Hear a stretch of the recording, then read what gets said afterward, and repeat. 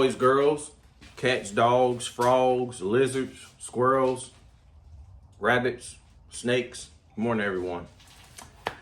It's early Wednesday morning. I'm out here in the garage again, working on the Camaro.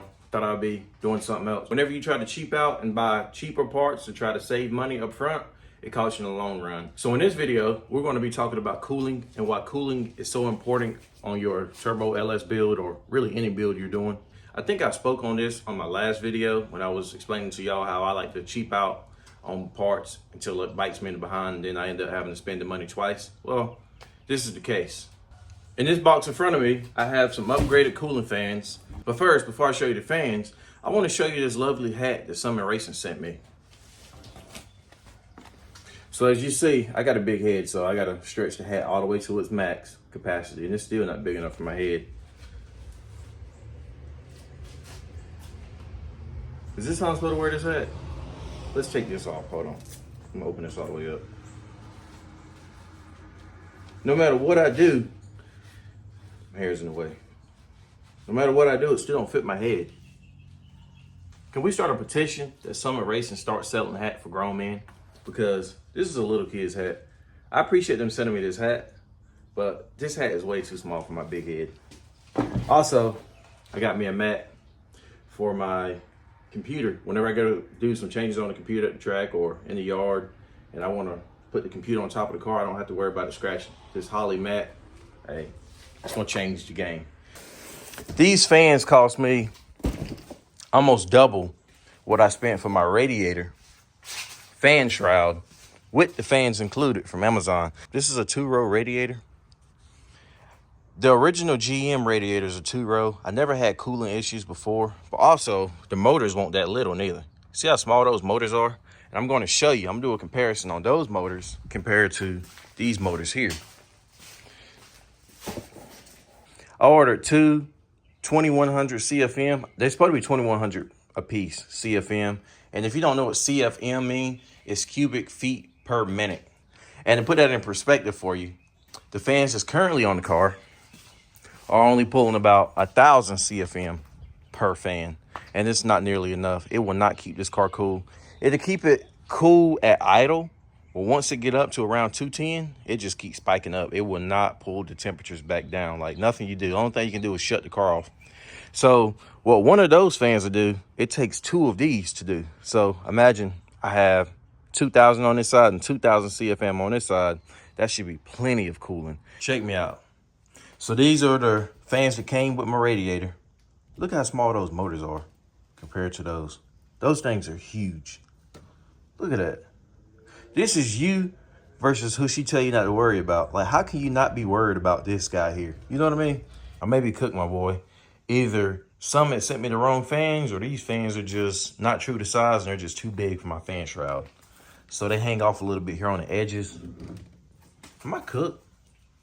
Or can I let that ride? On both sides. I had to drill me some new holes because, like I said, this fan here is way too big. These fans here, they actually fit perfect. And they came with these little small clips here. Pop these clips out, and they supposed to go in here like this. I'm trying to record and do this at the same time, so I might not even be getting everything inside the frame. But you get the point. This isn't the one for it. It's actually these here. So I'm using these because, I mean, I could use the existing holes. I didn't have to drill holes for these two. Well, actually, I did have to drill holes for these, but not these. So I just went ahead and just mounted these here. I drilled some outside holes here. These right here are 2-speed fans. And the way they work is, you got the red wire for the power, then you got the black wire for the ground. The green wire, they say you only can use it if you get the multi-speed digital controller. That's the part number if you want it. But I don't have that. So I'm going to twist the hot and the green wire together, and that's going to go straight to the power source, and then the ground. You can ground this wherever, either on the chassis or the fuse box. It doesn't really matter, as long as it's a good ground. And you would know as soon as you put power to it if they don't kick on. So what I'm doing is, these Chinese fans, they didn't come with Loctite on them. So I'm about to put some Loctite on all these little screws, because once you mount this shroud on here, you will never be able to get it back to the bolts back here unless you take the shroud back off. And I really ain't trying to do that twice. So I'm going to go ahead on and just be proactive instead of reactive, because I would hate for one of my fans to fall off. because I didn't put no Loctite on it. Now I'm about to show y'all the correct way to wire your fans up. First of all, if you got these kind of connectors, toss them out. You need these kind of connectors here. These are the non-insulated crimps. And get you some heat shrink, get you a good heat shrink and put over your wire. This is the only way I'm gonna wire my car. I don't use no electrical tape. I rewire this car from front to back. There's zero electrical tape in this whole entire car. It's only these crimp connectors, non-insulated, and heat shrink. That's strictly it. That's it. That's all I'm using. These here, they do work, but they don't look as nice as these. The reason I like these kind of crimp connectors over these kind of crimp connectors is because these here you can actually put loom on, versus these, if you try to put loom on these, it's gonna be a big bulge in your wiring harness. It's just not gonna look good. It's gonna look very tacky. I love to use that Alex Tech because it makes your wiring look almost factory. Makes it like a nice, like the Holly harness comes. That's how I like to wire my stuff. To each their own. Some people like using these. Some people like to just twist them together and just use electrical tape, but that's just not me. That's not safe. I don't wire nothing like that. I don't care if it's a radio. I don't care if it's a weed eater. I'm not wiring anything with electrical tape and twisting the wires together. So all I'm doing now is I'm prepping the wire. That way I already have the crimp connectors on it. So whenever I install these fans, all I gotta do is just wire them. I like to use these quick disconnects. I don't know why they wired this one like this. This is the first one. Usually there's two harnesses, but they wired it. They got the ground on one side on one end, and then the ground on the other side on the other end. So you see, they line up. So what I'm going to do, I'm gonna splice these in half. I'm just gonna cut them in half. Now I can have the car side here, and then the fan side here. And the reason I like to use the quick connects opposed to just putting the crimp connectors on these, just in case I got to service my radiator or my fans, I don't have to cut the wires each time I want to remove the fan. I can just unplug them and be done with it. It just makes my life easy and everything. So what I'm going to do, I'm going to cut this harness down too because it's too much wire here. I don't like having all this wire. So I usually like to cut some of it off. Strip this back some.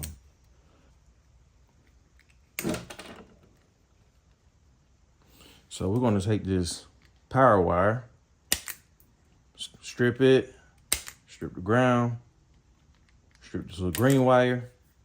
And what I'm going to do is I'm going to strip it a little bit more. I'm going to twist this green wire with the red wire. I'm going to put one of these connectors on it.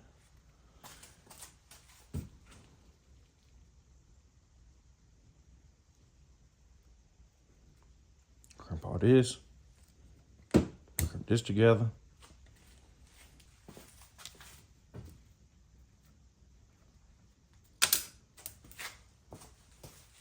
I got a hole in my hand or something.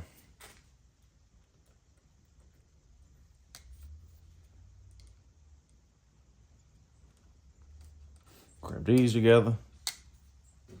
Now, I'm going to take my quick connect. I'm just going to keep these two here together. That way I can keep track of which harness is which, so I don't mix my wires up. These wires are huge. Look at all that wire.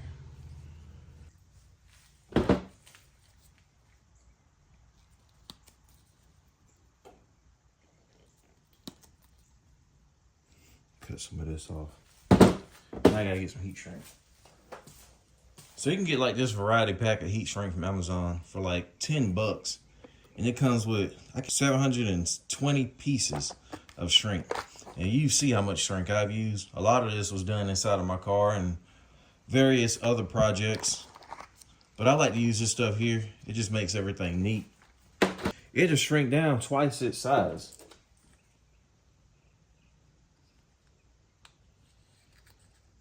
I'm gonna show you how it works.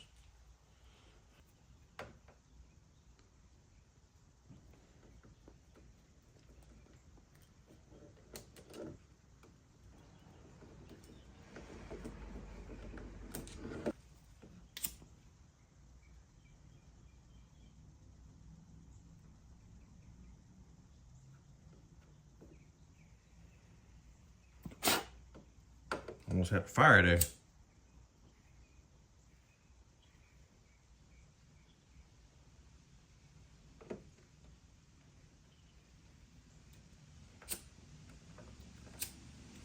And that's done.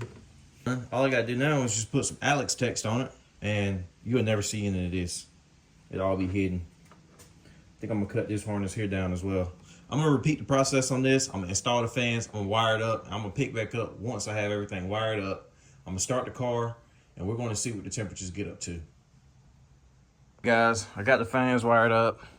I already tested them. Hey, real quick, I'm gonna turn the fans on. Y'all let me know if this is normal. So these fans got like a 2 or 3 second delay before they even turn on. So I'm gonna turn them on. I'm gonna let y'all look at it. It kind of scared me at first. I thought I wired something up wrong, but let me show you. So the fans are on. So they take a second, and then they come on. But listen how loud they are. That's pulling way stronger. I wish I had a CFM meter. That's way stronger than the last one. Night and day. I can walk all the way out here and you still can hear it.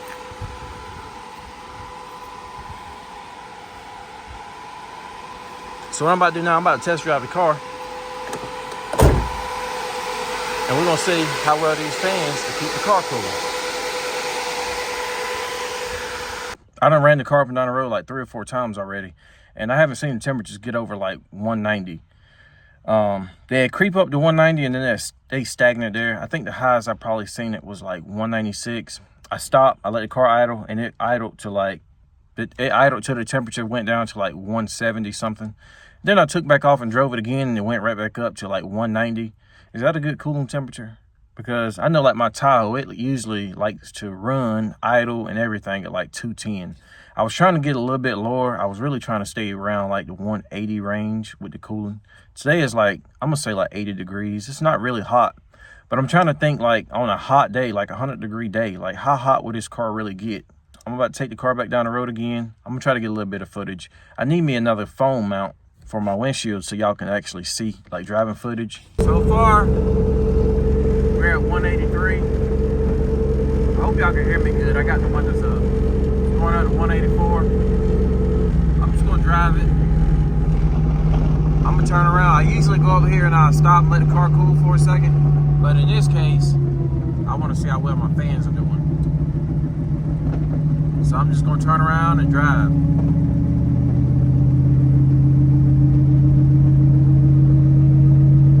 It's at 186.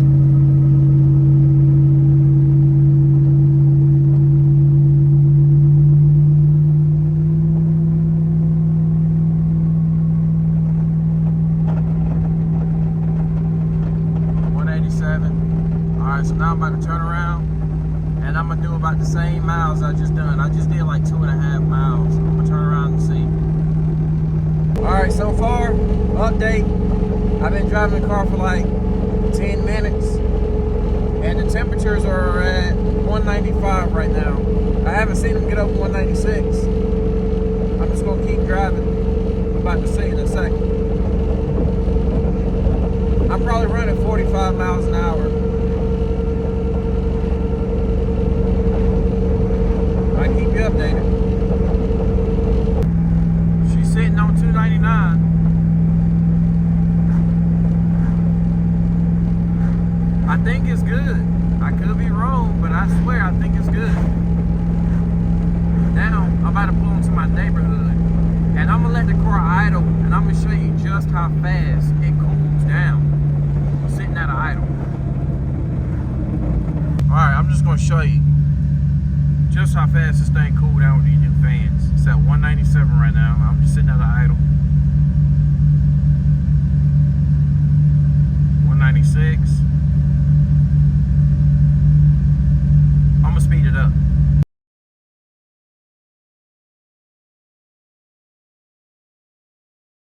Time lapse was all of like 2 minutes. Like, I was just sitting here letting it idle for a second and it cooled down fast. Like, so what y'all think? You think 190 Well, it got up to like 200. That was the highest I seen it get. And that was me driving back and forth up and down the road. But as soon as you stop, it cools down instantly. I was trying to just stay driving because I kept getting stopped by a couple stoplights in my little town. But the fans are doing their job. I was wondering if I trimmed the bumper in the front where the grill goes, will it help with the cooling? So what if I just trimmed all this out here? Got rid of all this here, all this black piece here, but leave like the surround of the grill, and then the whole backside of the actual bumper behind the grill. Just cut all this out, because right now this is the only thing that I have. Like, as far as airflow go, this is all the airflow I have coming on the sides. Is that enough airflow? Because the intercooler's here. You can't hardly see it because the bumper's in the way. But then you got the radiator directly behind it. And I'm wondering if that's like restricting it. I also don't have a hood on it, so theoretically, the car is really getting all of the airflow. It's getting all of the airflow. So, it still should keep cool, I guess. I don't know. This is why I got y'all guys. Y'all guys are smart. A lot of y'all a lot smarter than I am. I'm learning as I go, man. If it wasn't for the guys on Facebook and TikTok, I wouldn't even made it this far because I wouldn't know where to start. I still got to run my vacuum line to the blow valve, and I think I need another fuel pressure regulator. We played with the fuel pressure regulator last week, me and Matt over at Lost Wages Racing, and we could not get this thing to go below 60 PSI. No matter which way you turn it, you could go up or down, and it just stayed at 60. So I think something's wrong with it. So I got to get another fuel pressure regulator and also run the vacuum for it as well. Also, before this video ends, I need a good Holly tuner, like someone in like surrounding area of Raleigh, Fayetteville area. I want to better drive this car, on the street. I'm also going to put a new rear gear in it. Right now, it's got like a 430, and I want to switch it to like a 327. I think it's just easier for me to buy a third member because from my understanding, it's hard to find someone that'll do the gear. And if you can find someone to do the gear, they charge you so much money, you might as well just spend $800, $900 on a new third member. If there's anything that I could have done to improve, y'all let me know in the comments. I'm learning this thing as I go. Well, anyway, make sure y'all comment, like, share, and subscribe. All my new supporters, all my day ones, I really do appreciate y'all. I gained a lot of subscribers. I couldn't even tell you, probably 200 subscribers since my last video that was posted 2 weeks ago. I know this video here isn't as exciting as y'all would like, but hey, this is the reason I didn't post a whole lot while I was doing the build, because it was a whole bunch of little tedious things, and I knew it would have bored y'all to sit here and watch. So that's why I just didn't even record anything. But hey, this is what it really takes. Like, it's not as easy as people think. Like, it's not you just put a car together and it's just ready for the track. No, it's a lot that goes into it behind the scenes. That's why I like to bring y'all the real, uncut. I'm just gonna be posting videos. Y'all want to see what I have going on? I'm going to show you. And this is it. This is it.